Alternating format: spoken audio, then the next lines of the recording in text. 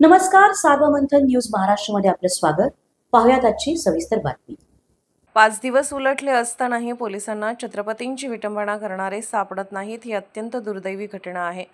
बाहेरच्या लोकांनी येऊन कोणी राहुरीच्या प्रकरणात विनाकारण वाद लावू नये, आपले वाद आपणच मिटवले पाहिजे. या घटनेचा लवकरच तपास लागावा, तो हिंदू असो की मुस्लिम असो. पोलीस प्रशासनाने याचा तात्काळ छडा लावावा असा सूर शांतता कमिटीच्या बैठकीत उमटत होता.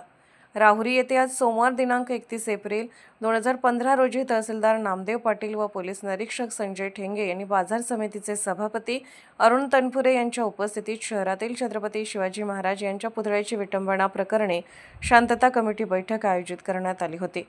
यावेळी सभापती अरुण तनपुरे, प्रकाश पारख, देवेंद्र लांबे, विलास साळवे, बाळासाहेब उंडे, अरुण साळवे, निलेश जगधने, सूरज शिंदे यासह आदींनी मनोगत व्यक्त केले. तहसीलदार नामदेव पाटील, पोलीस निरीक्षक संजय ठेंगे, अरुण तनपुरे, सचिन म्हसे, आर तनपुरे, अनिल कासार, अनिल भट्टड, संतोष लोढा, कांता तनपुरे, निलेश जगधने, विकास काशीद, संतोष आळंदकर, सुरेश शिंदे, प्रवीण राऊत, किरण सुराणा, अमित राका, प्रभाकर काशीद, राकेश लुक्कड, पिंटू नाना साळवे, सुनील पवार, राजू उंडे, विलास तरवडे, उमेश शेळके, अमोल शिंदे, अयूब पठाण, सोन्याबापू जगदणे, नंदकुमार तनपुरे, संतोष आघाव, गणेश उंडे, सूर्यकांत भुजाडी, मुजफ्फर कादरी, अशोक कदम, गणेश धाडगे, गणेश खैरे आदीसह व्यापारी व स्थानिक नागरिक यावेळी उपस्थित होते.